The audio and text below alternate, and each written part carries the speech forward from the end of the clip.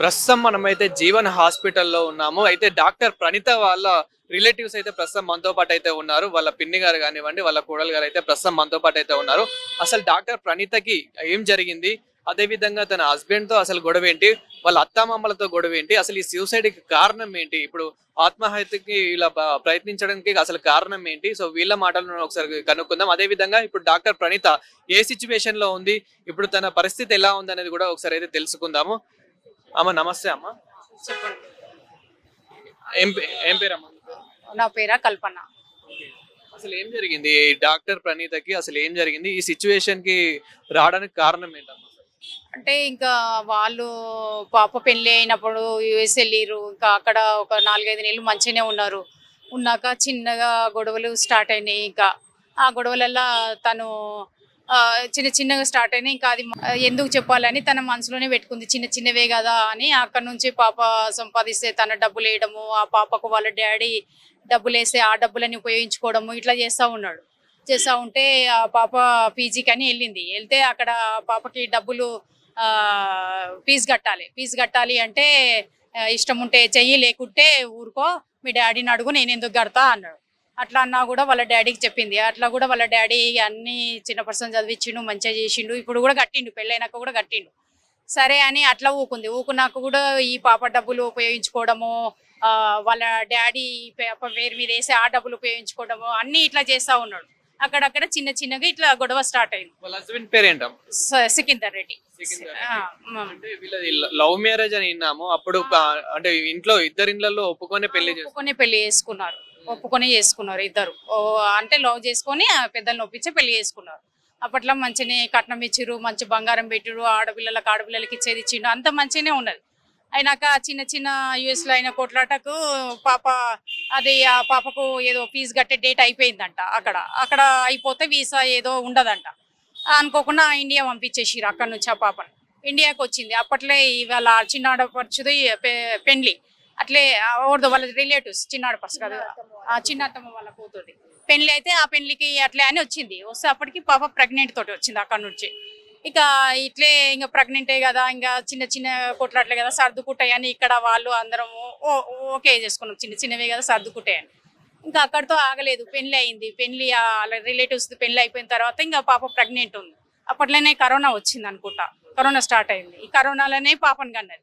1 year పాపను కన్నది. ఇంకా కొంచెం కరోనా ఇటు అటు అయిన తర్వాత 6 నెలలు అయిన తర్వాత పాపకి ఎన్ని ఇయర్స్ ఉంటాయమ్మా? 4.5 years. ఓకే. ఇంకా ఇట్లా అటు ఇటు అయిన తర్వాత మళ్ళా కరోనా తర్వాత ఏం చేసింది, మళ్ళీ 2 years బయట వెళ్ళింది. మళ్ళీ చదువుకోవడానికి ఇంకా సోలాపూర్ వెళ్ళింది. మళ్ళీ 2 years చదువుకోవడానికి. అక్కడ చదువు అయిపోయింది. చదువు అయిపోయినాక ఇండియాకి వచ్చింది. ఇక్కడ హైదరాబాద్కి వచ్చింది. హైదరాబాద్కి వచ్చిన తర్వాత ఏం చేసింది, ఇప్పుడు ఇంకా వచ్చింది, పాప పుట్టింది, ఇంకా అత్తగారింట్లోకి పోదామని ఇంకా అత్తగారింట్లకు వాళ్ళు అక్క బావ వాళ్ళు దించొచ్చిర్రు. అక్కడ నుంచి అతను ఏం చేసిండు, ఈ పాప ఎప్పుడైతే అందులో పోయిందో ఇతను నెల్లూరు ఏదో బిజినెస్ చేస్తాను ఏదో జాబ్ అని నెల్లూరుకి వెళ్ళిపోయిండు. పాప అక్కడికి రావడము ఆ చిన్న గొడవలను కూడా పెద్ద చేసేసుకోరు. అది అది చిన్న గోటుతో పోయేదానికి పెద్ద చేసేసుకోరు.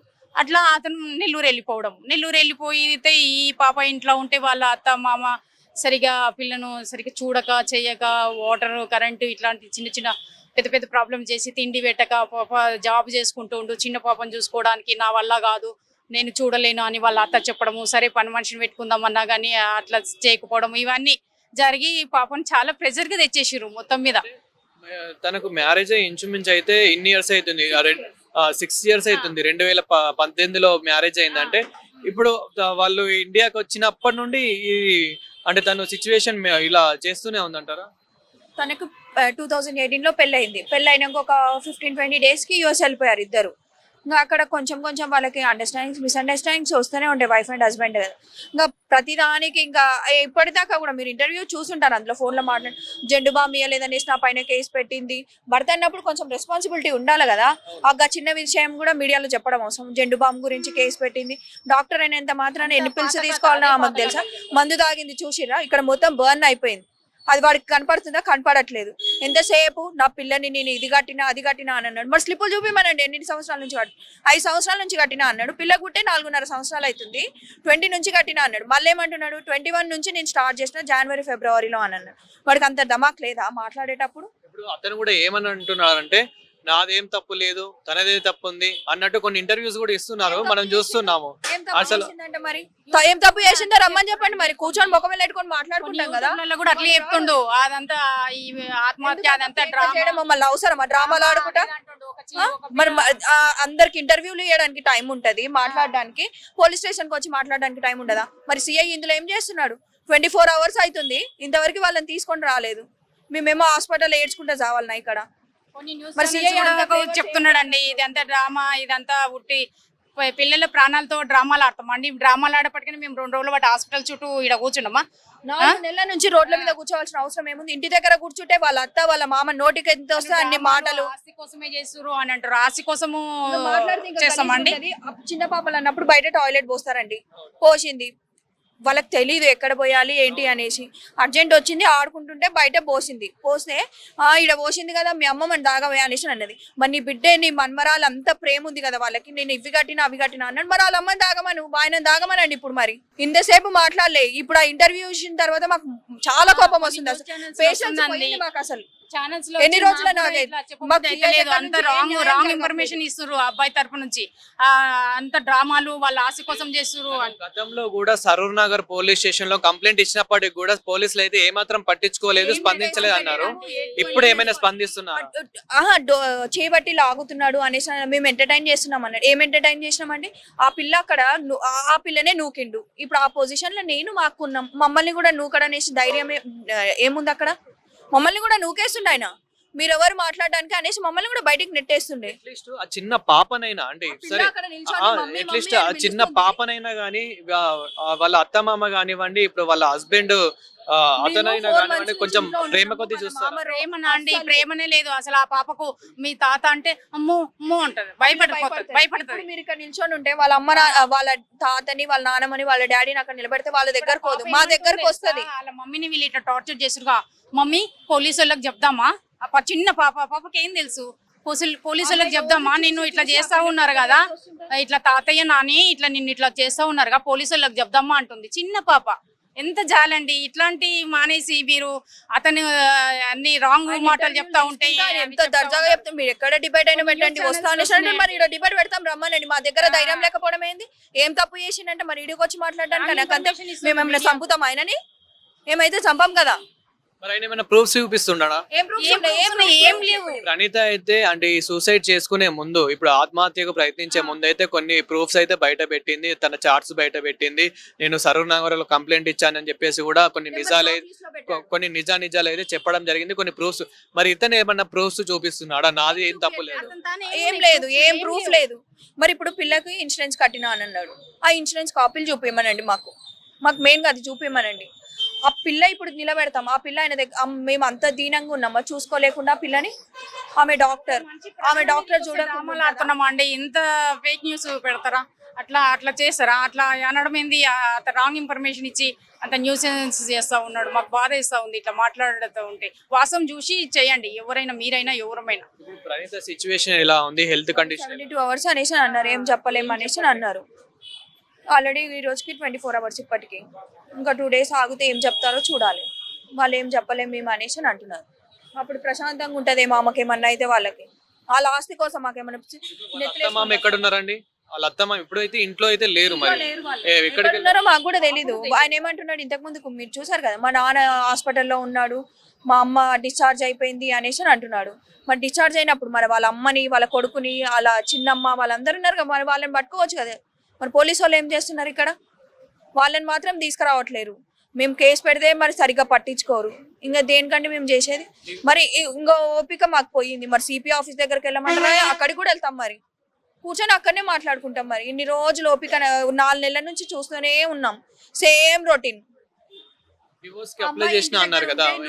లేదు, అతనే పెద్దల ముందు మాట్లాడితే కలిసి ఉంటాం, మంచిగా ఉంటాము, పండుగ వెళ్ళాక మాట్లాడుకుందాం అన్నాడు. పండుగ అయిపోయినాక నోటీస్ పంపించిండు పాపకి, డ్రైవర్స్ అని. ఇక పెద్దల ముందు మాట్లాడినా, నువ్వు తర్వాత ఇట్లా చేసినావు, ఇదేంది ఇట్లా చేసినావు అంటే ఇంట్లోకి వెళ్ళిపోయావు, ఇంటికి లాక్ చేసుకొని వెళ్ళిపోయావు, అంతే.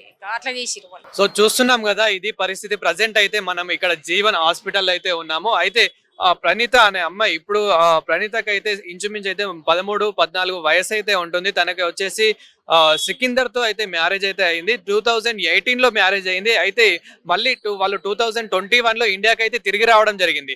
సో ఇండియాకి తిరిగి వచ్చిన తర్వాత ఇంకా ఎక్కువ గొడవలు కావడంతో ఇప్పుడు రీసెంట్ అంటే ఒక 1 ఇయర్ బ్యాక్ వాళ్ళైతే డివోర్స్ తను సికిందర్ అనే వ్యక్తి అయితే డివోర్స్ కి అయితే అప్లై చేసేసి, అంటే మేము కలిసి ఉంటాము, పెద్దల ముందు అయితే మళ్ళీ మేము కలిసి ఉంటాము, ఇలాంటి గొడవలు రావంటూ అయితే తను చెప్పడం జరిగింది. అదే విధంగా మళ్ళీ సడన్ గా నోటీస్ అయితే ఇవ్వడం జరిగింది. ఇప్పుడు అసలు ఎందుకు ఇచ్చాడు ఏంటి అనేది కూడా ఇప్పుడు మళ్ళీ ఎంక్వైరీలో కూడా తెలుస్తుంది. అదే విధంగా ప్రణీత అనే అమ్మాయి మాత్రం ఇంచుమించు సంవత్సరం 2 సంవత్సరాల నుంచి అయితే తను చాలా అనుభవిస్తుంది, అంటే తను చాలా వాళ్ళ అత్తమామల వేధింపులకు అయితే చాలా అనుభవిస్తుందని అయితే చెప్పొచ్చు. అదే విధంగా ప్రణీత అనే వ్యక్తి మన ఎవరైతే సికిందర్ అనే తన హస్బెండ్ ఉన్నారో తన హస్బెండ్ కూడా చాలా వేధించేవాడని అయితే ఇక్కడ వీళ్ళ ప్రణీత వాళ్ళ పిన్ని కానివ్వండి, వాళ్ళ కోడలు కానివ్వండి, వాళ్ళ మాటల్లో అయితే చెప్పడం జరుగుతుంది. అదే విధంగా తన హెల్త్ కండిషన్ మాట్లాడుకుంటే కనుక ఇప్పుడు 72 అవర్స్ 75 అవర్స్ గడుస్తే తప్ప తను ఎలా ఉంది ఏంటి అనేది అయితే చెప్పలేమంటున్నారు డాక్టర్స్ అయితే. సో ప్రజెంట్ అయితే తనైతే చికిత్స పొందుతుంది. ఇక్కడ ఏదైతే చెంపపేట ఇప్పుడు కర్మంఘట్కి నియర్ బై కర్మంఘట్టుకున్న చెంపపేటలో ఏదైతే జీవన హాస్పిటల్ ఉందో ఇక్కడైతే ప్రజెంట్ అయితే తను చికిత్స అయితే పొందుతుంది. సో ఓవరాల్ గా అయితే 75 అవర్స్ గడుస్తే తప్ప ఏమైతే చెప్పలేదు. అయితే అసలు సూసైడ్ కారణం ఏంటని మాట్లాడుకుంటే కనుక తను గత కొన్ని సంవత్సరాల నుంచి అయితే చాలా వేధింపులకు అయితే గురైనట్లయితే తెలుస్తుంది. తన అత్తమామలు అయితే చాలా గొడవ చేస్తున్నారు, తను కొట్టాడు. మనం విజువల్స్ లో కూడా చూడొచ్చు, నేను విజువల్స్ లో కూడా చూపించే ప్రయత్నం అయితే చేస్తాను. తనని ఏ విధంగా అయితే వేధిస్తున్నారు, ఏ విధంగా అయితే కొడుతున్నారు ఏంటి అనేది అయితే మనము ఒకసారి అయితే ఆ విజువల్స్ లో కూడా నేను చూపించే ప్రయత్నం అయితే చేస్తాను. అదే విధంగా తను సూసైడ్ కి ముందు కూడా ఎప్పుడైతే ఆత్మహత్యకి ప్రయత్నించిందో అప్పటి కూడా నేను ఇంకా నా వల్ల అవుతలేదు, నన్ను చాలా వేధిస్తున్నారు అని చెప్పేసి కూడా తను ఒక ఏదైతే వాట్సాప్ చాట్ ఉంటుందో అదే విధంగా ఏదైతే పోలీసులకు పంపించిన వాట్సాప్ చాట్ ఉంటుందో అదే విధంగా గతంలో కూడా సరూర్ నగర్ లో కొన్ని రోజుల క్రితం సరూర్ నగర్ లో కూడా కంప్లైంట్ ఇచ్చినప్పటికీ కూడా వాళ్ళు నెగ్లెక్ట్ చేశారు, అసలు పట్టించుకోలేదంటూ కూడా తనైతే తన ఆరాధన ఏదైతే ఉందో తనైతే వాళ్ళు చెప్పుకుంటూ అయితే రావడం జరిగింది. కానీ ఇప్పుడు ప్రజెంట్ అలా చెప్పేసి తను అదే రూమ్ లో అలా సూసైడ్ కి అయితే ప్రయత్నించడం అయితే జరిగింది. అయితే ఇప్పుడు ప్రజెంట్ జీవన హాస్పిటల్ అయితే తను చికిత్స పొందుతుంది. 75 గంటలు గడుస్తే తప్ప తను ఎలా ఉంది ఏంటి అనేది అయితే డాక్టర్స్ అయితే చెప్పలేమంటున్నారు. ప్రజెంట్ అయితే తనకైతే చికిత్స అయితే ఇస్తున్నారు. సో చూడాలి మరి ఎలా ఉంటుంది ఏంటి అనేది. అదే విధంగా వాళ్ళ తల్లిదండ్రుల మాటలు కానివ్వండి, ఇక్కడ ఉన్న హాస్పిటల్ వాళ్ళ బంధుమిత్రుల మాటలు కానివ్వండి ఇంటే కనుక తనది ఏం తప్పు లేదు, అసలు తను ఇప్పుడు తనని మాత్రం పోలీసులు అదుపులోకి తీసుకోవడం లేదు ఎవరైతే తన హస్బెండ్ ఉన్నాడో. కానీ అతను మాత్రం చాలా ఇంటర్వ్యూస్ అయితే ఇస్తున్నాడు, నాది ఎలాంటి తప్పు లేదు అంటూ అయితే ఇప్పుడు మరి పోలీసులు వచ్చి ఎవరిది తప్పు ఉంది ఏంటి అనేది అయితే ఎంక్వైరీ అయితే చేయాలి, తనని అయితే అదుపులోకి తీసుకోవాలి, తనని విచారించాలి, అప్పుడే నిజానిజాలు ఏంటో బయటపడతాయి. సో తను కూడా ప్రణీతకు కూడా ఏం జరగద్దని కోరుకుందాము.